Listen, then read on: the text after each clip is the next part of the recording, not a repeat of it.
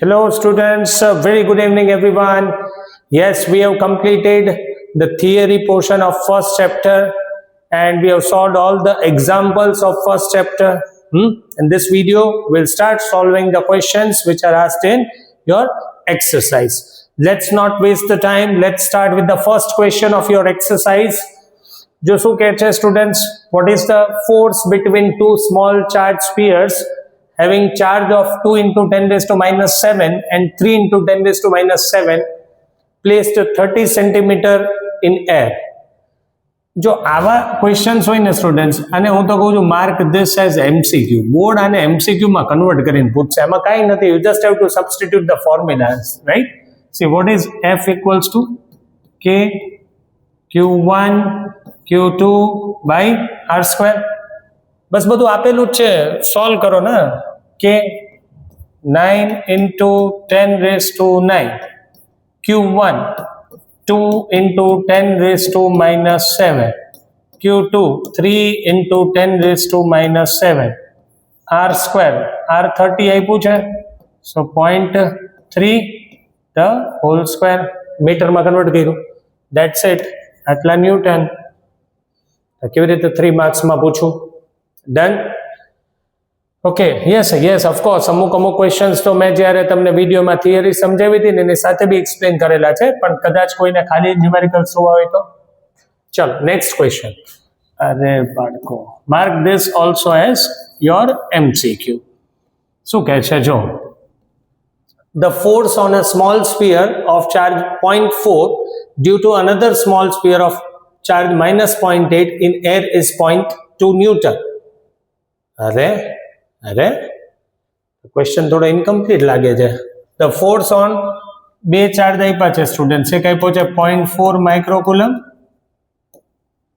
અને બીજો ચાર્જ આપ્યો છે -0.8 માઇક્રોકુલમ. ઓકે, અને આ બે વચ્ચે ફોર્સ કેટલો લાગે છે? 0.2. That will be attractive. Okay, કઈ વાંધો નહીં, ક્વેશ્ચન બોલી દઉં. તો આગળ આપણને એવું પૂછ્યું છે, I think the question is incomplete. Okay, શું પૂછ્યું છે? What is the distance between two sphere? Okay, distance ગોતવાનું છે પહેલો ક્વેશ્ચન. એ પાર્ટ પૂછ્યો છે, ડિસ્ટન્સ ગોતો બે વચ્ચેનું. ઈ થયું ને students, will use the same formula ને. F equals to K Q1 Q2 by R square, right? We'll have to find R. What is R square? K Q1 Q2 by F. So now R will be root of K Q1 Q2 by F. બધું આપેલું તો છે. And yes, રૂટમાં negative ના મૂકતા, એટલે આવી value મૂકી દો. 9 into 10 raised to 9 Q1 0.4 એટલે 4 into 10 raised to minus 7 into 0.8 એટલે 8 into 10 raised to minus 7, અને બે વચ્ચે સેપરેશન કેટલું છે? સોરી, તો ગોતવાનું નહીં. F કેટલું છે? 0.2. Solve this. E1 પાવર કરીને રૂટ કાઢજો. આઈ થિંક એવું તો ખબર હશે, ઓડ પાવરમાં નહીં મળે, રાઈટ? તો એ પાર્ટ પૂરો થયો. આમાં બીજું એવું પૂછ્યું છે કે what is the force on second sphere due to first? એટલે પહેલો બીજા ઉપર જેટલો ફોર્સ લગાવશે, બીજો પહેલા ઉપર એટલો જ લગાવે ને. ભણ્યા જ છે ને. F12 is equals to minus F12. તો કેટલો ફોર્સ લગાવે છે? 0.2 લગાવે છે, તો ઓલો પણ કેટલો લગાવશે? 0.2, અને બ્રેકેટમાં લખવાનું એટ્રેક્ટિવ. કેમ? અપોઝિટ નેચરના છે ને, એક 0.4 અને એક -0.8. Is it clear student? The question is incomplete. I am sorry for that.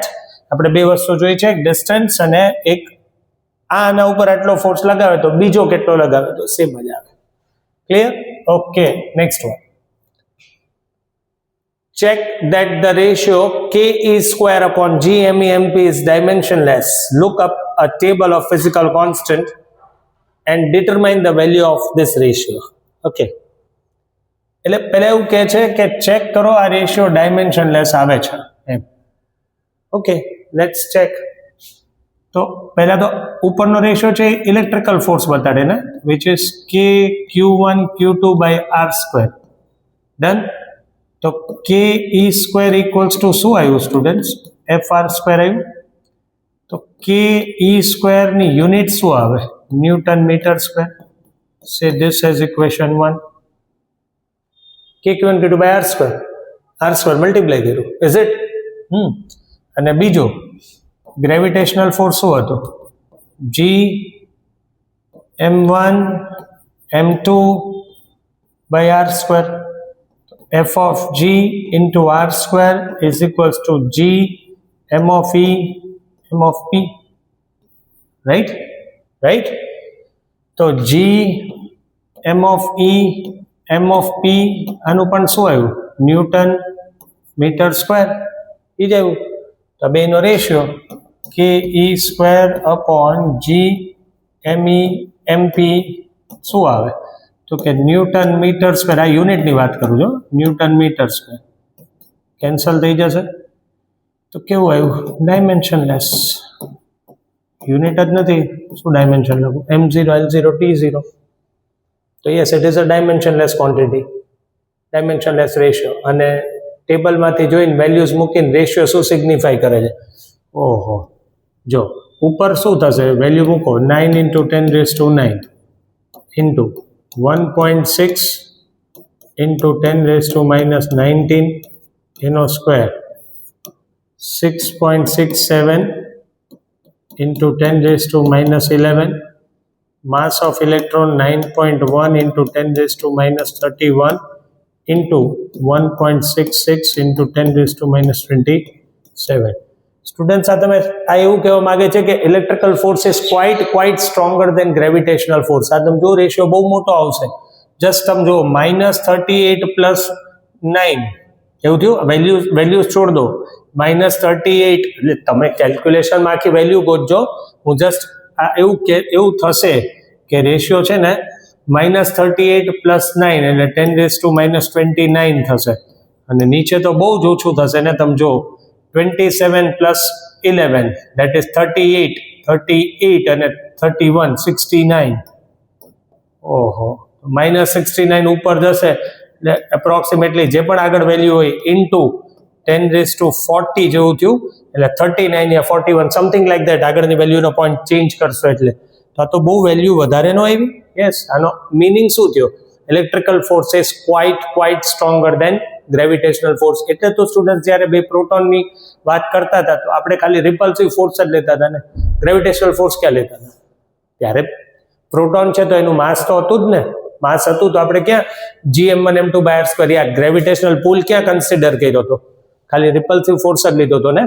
એનો મિનિંગ જ એ થયો કે ગ્રેવિટેશનલ ફોર્સ બહુ વીક છે અને ઇલેક્ટ્રિકલ ફોર્સ ક્યાંય સ્ટ્રોંગ છે. Next one. ઓલરેડી મેં સમજાવ્યું હતું. Explain the meaning of statement electric charge of a body is quantized. યાર એનો મિનિંગ એવો થાય, સમજો. મૂકી દો ભાઈ, શું કામ હાથમાં રાખો છો? આપણે કોઈ બોડી ઉપર ચાર્જ કેવી રીતે ઓબ્ટેન કરીએ છીએ? માની લો હું ગ્લાસ રોડ સેલ ક્લોથનો એક્ઝામ્પલ લઈશ, એક યાદ છે મને. તો કે ગ્લાસ રોડ જે છે, આવો ગ્લાસ રોડ નું હોય તો કે આ ગ્લાસ રોડની વાત કરીએ, સિલ્ક ક્લોથ સાથે રબ કરતા હતા સ્ટુડન્ટ્સ, ત્યારે મેં ક્વોન્ટાઇઝેશન ઓફ ચાર્જ વાળો ટોપિક તમે એકવાર જોઈ લો. એમાં આ ઇલેક્ટ્રોન લૂઝ કરે છે, રાઈટ? 1 ઇલેક્ટ્રોન, 2 ઇલેક્ટ્રોન, 3 ઇલેક્ટ્રોન, આવી જ રીતે બોડી લૂઝ કરશે ને. 3.5 ઇલેક્ટ્રોન થોડી લૂઝ કરવાનો છે, નહીં. તો આની પાસે બધી વેલ્યુના ચાર્જીસ નહીં હોય. સિમિલરલી આની પાસે નેગેટિવ ચાર્જીસ પણ બધી વેલ્યુના નહીં હોય. અમુક ફિક્સ વેલ્યુના જ હશે. That is what is quantization of charge, right? Q equals to plus or minus n, where n will be 1, 2, 3, 4, 5. Done? તો એનો મતલબ body cannot have all the values of charge. It can only have fixed value of charge. That is the meaning of quantization of charge. કેમ કે આ electron ગુમાવે છે એટલે આપણે આના ઉપર પ્લસ ડ્રો કરીએ છીએ. ઇલેક્ટ્રોન લે છે એટલે માઇનસ ડ્રો કરીએ છીએ. તો લે છે અને ઇલેક્ટ્રોન ગેઇન કરે છે, એ નંબર્સમાં કરે છે ને, 1, 2, 3, 4. બરાબર? 2.5 ઇલેક્ટ્રોન આ થોડી ગુમાવવાનો છે, 3.25 ઇલેક્ટ્રોન થોડી ગુમાવવાનો છે. એનો મતલબ બધો ચાર્જ બોડી પર નહીં હોય, અમુક ફિક્સ વેલ્યુનો જ હશે. Clear? Okay. Why can one ignore quantization of electric charge when dealing with macroscopic, that is large scale charges? Yes, quantization of charge હોય છે પણ આપણે નેગ્લેક્ટ કરીએ છીએ કેમ કે એક નાનકડો એવો ચાર્જ એસ્ટાબ્લિશ કરવા માટે બહુ બધા ઇલેક્ટ્રોન રિમૂવ કરવો પડે છે. આ બોડી છે, ન્યુટ્રલ બોડી છે, આના પર મારે 10⁻⁻6 કુલમનો ચાર્જ બને તો કેટલા બધા ઇલેક્ટ્રોન રિમૂવ કરવા પડે જો.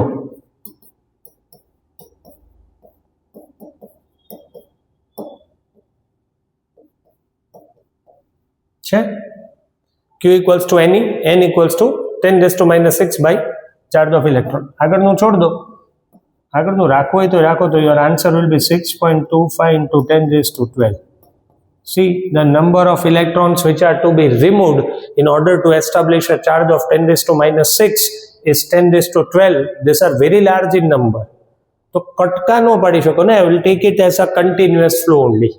રાઈટ, એટલે ક્વોન્ટાઇઝેશન ઓફ ચાર્જ નેગ્લેક્ટ કરીએ છીએ અને આપણે ચાર્જ બધી વેલ્યુ પ્રોસેસ કરે છે એવું કન્સિડર કરીએ છીએ. Clear? Clear students? Okay, next one. When a glass rod is rubbed with a silk cloth, charges appear on both. A similar phenomena is observed with many other pairs of body.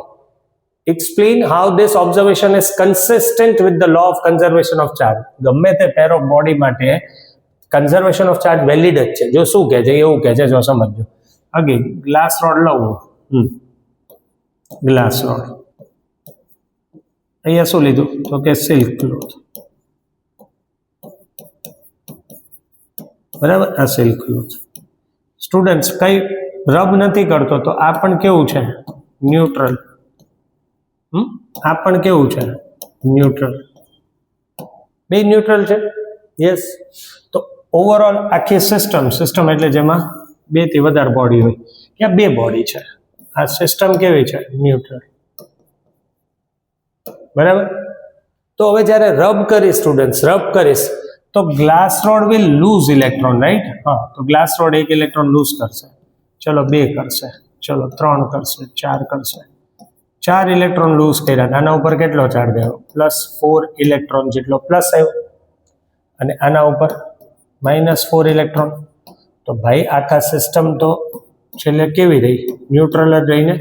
મતલબ તમે કોઈ નવો charge નથી બનાવતા students, right? Total charge on the system remains conserve, remains constant. જોઈ લો તમે, પહેલા પણ આખી સિસ્ટમ પર ન્યુટ્રલ હતું, હવે પણ સિસ્ટમ આખી ઇલેક્ટ્રિકલી ન્યુટ્રલ જ છે. મતલબ નવો કોઈ ચાર્જ આવ્યો નથી અને કોઈ ચાર્જ ઓછો થયો નથી. તો આ કોઈ પણ પેર ઓફ બોડી માટે કન્ઝર્વેશન ઓફ ચાર્જ વેલિડ છે કે total charge on the system always remains conserve. Done? Done students? આવી જાઓ next. 4 point charges 2, -5, 2, -5 are located at the corners of a square ABCD of side 10 cm. Okay, ચલો square બનાવો. Square છે, ચાલશે. A B, A ઉપર charge છે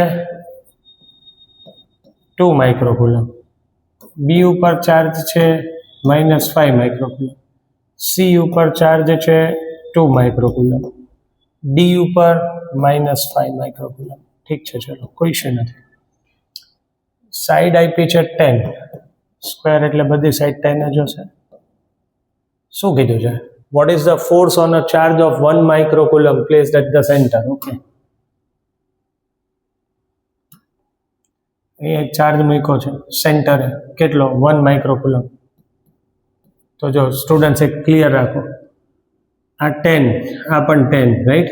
તો આ ખરેખર 10√2 થાય, આ 10, આ 10, આ 10√2 થાય. તો આ 10√2 અહીંયાથી આટલું 10√2 ડિવાઈડ બાય 2 થાય, એટલે 10√2 ડિવાઈડ બાય 2 એટલે 5√2 થયું. સેન્ટરથી અહીંયા સુધીનું ડિસ્ટન્સ, અહીંયાથી અહીંયા સુધીનું ડિસ્ટન્સ એ 5√2 જ થાય. આ ડિસ્ટન્સ એ જ થાય, આ ડિસ્ટન્સ એ જ થાય. આવડું કે ન આવડું? આ 10 આ 10 10√2 divide by 2 5√2 done done done. Distance સેન્ટરથી અહીંયા સુધીના વર્ટેક્સ સુધીના સેમ થશે. ઓકે, સિમ્પલ વાત કહું તમને હવે તો તમે જો અહીંયા +1 છે, અહીંયા 2 છે. 2 1 ને રિપેલ કરે, આ 2 આ 1 ને આમ રિપેલ કરે. એટલે force on charge placed at the centre because of A વાળો સી ઉપર ફોર્સ લગાવે. કેટલો લગાવે? કે 2 માઇક્રોકુલમ 1 માઇક્રોકુલમ, એટલે આખું લખવાનું -12 અપોન r². r એટલે 5√2 સેન્ટીમીટર, એટલે મીટરમાં કન્વર્ટ કરો હોલ સ્ક્વેર. What it? સેન્ટરને O થી ડિનોટ કરી દો ને, અહીં ઓલરેડી સી લખ્યું છે ને એટલે. તો similarly students, force on the charge placed at the centre because of charge placed at C આટલો જ હશે કે Q1 Q2 બાય r². આ આમ લગાવે આમ લગાવે એટલે એક ફોર્સ આમ હોય, force on A because force on O because of A, force on O because of C. Both are in opposite direction, right? આટલું જ થાય. Same magnitude,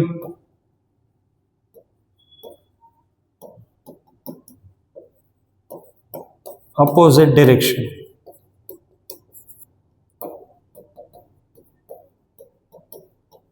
Will cancel each other.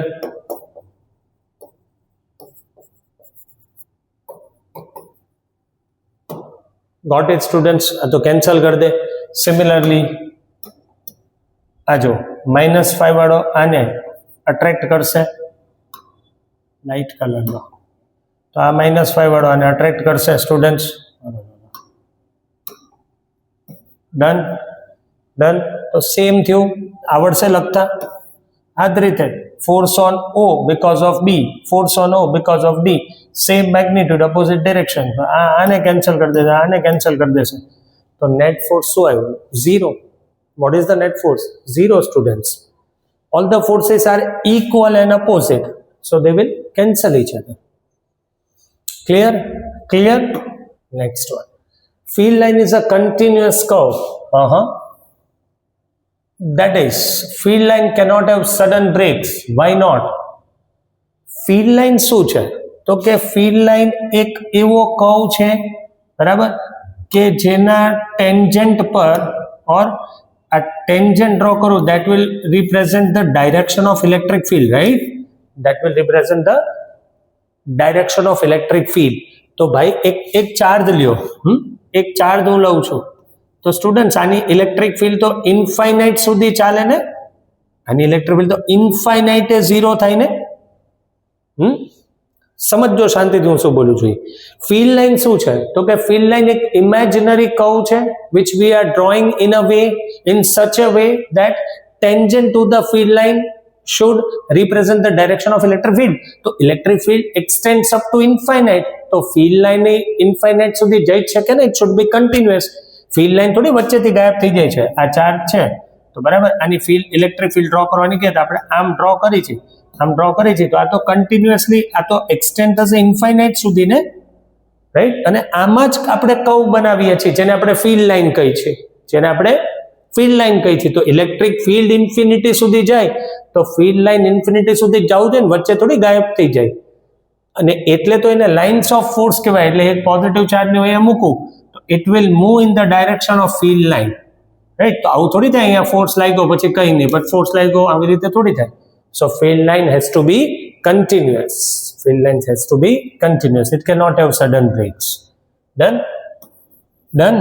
પછી શું પૂછે છે? Two field lines cannot intersect. Why? એ તો મેં તમને students characteristics of electric field line માં પણ સમજાવ્યું હતું, પણ એક શું કે ફરીવાર સમજાવી દઉં છું કે ભાઈ field lines intersect ન કરે. કેમ? If two field lines intersect, બે field lines intersect થાય તો this is a point of intersection, right? From this point of intersection, one can draw two tangents. एक tangent arm, एक tangent arm. Tangent shows the direction of electric field. So we cannot have two direction of electric field from one common point. ना एक જ point થી electric field ની બે direction કેવી રીતે બતાવી? That's not possible. That is why field lines cannot cross each other.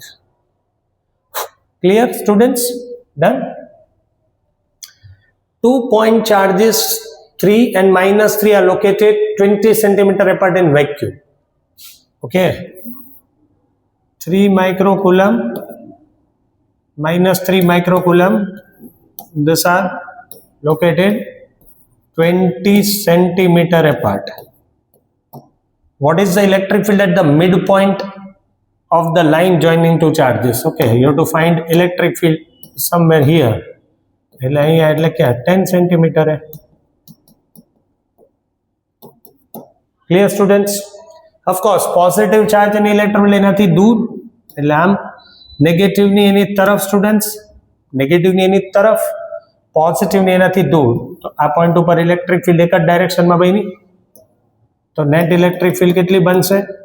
1 + 2, એક જ ડાયરેક્શન ને, E1 R²,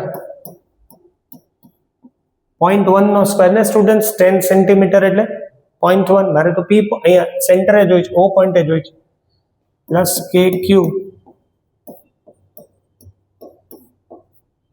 શું આવે? 2KQ/R². Got it? 2 × 9 × 10⁻⁹.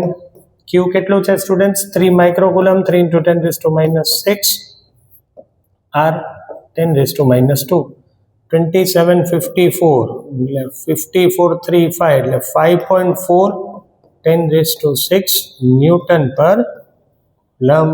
આટલી ઇલેક્ટ્રિક ફિલ્ડ થઈ right side. Is it clear? Okay, now I am placing a negative test charge of magnitude at this point. અહીંયા એક negative charge મૂકીએ તો એના ઉપર ફોર્સ કેટલો લાગે? ફોર્સ શું હોય students? Q0 × E, negative sign, બરાબર? એટલે -1.5 × 10⁻⁹ ઇન્ટુ ઇલેક્ટ્રિક ફિલ્ડ 5.4 × 10⁻⁶. આટલા ન્યૂટનનો force. Clear students? Sure? Done? Next one. Oh, this will be asked as MCQ. Board હું તો કહું છું આને MCQ તરીકે પૂછે. System has two charges. 2.5 × 10⁻⁷ and -2.5 × 10⁻⁷. 2.5 × 10⁻⁷ ક્યાં મૂક્યો છે? 0, 0, 15. આને Z એક્સિસ કહેજો સ્ટુડન્ટ્સ. 0, 0, -15. અહીંયા ચાર્જ મૂક્યો છે 2.5 × 10⁻⁷. ક્લિયર? આ પોઈન્ટ A. B -2.5 is 0, 0, 15.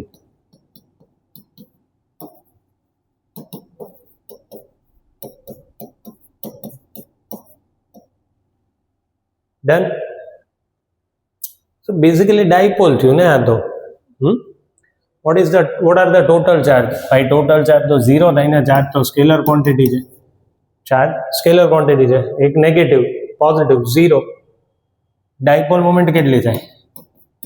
કોઈ એકનું મેગ્નિટ્યુડ અને યસ બે વચ્ચેનું ડિસ્ટન્સ એટલે -15 to +15 એટલે 30 સેન્ટીમીટર. કેટલું થાય સ્ટુડન્ટ્સ? એટલે ઇન્ટુ 30 સેન્ટીમીટર એટલે 0.3 મીટર. ડન? ઇઝી છે આ તો. એટલે Q 2.5 × 10⁻⁷ ઇન્ટુ 0.3. ડાયપોલ મોમેન્ટ જે આવશે એટલા coulomb metre. Done? Definitely mark this as MCQ. 2 માર્કમાં કદાચ પૂછવું હોય પૂછે, બાકી હું તો કહું છું MCQ તરીકે યાદ રાખજો. Next one. Dipole with dipole moment 4 × 10⁻⁹ is aligned at 30 degree.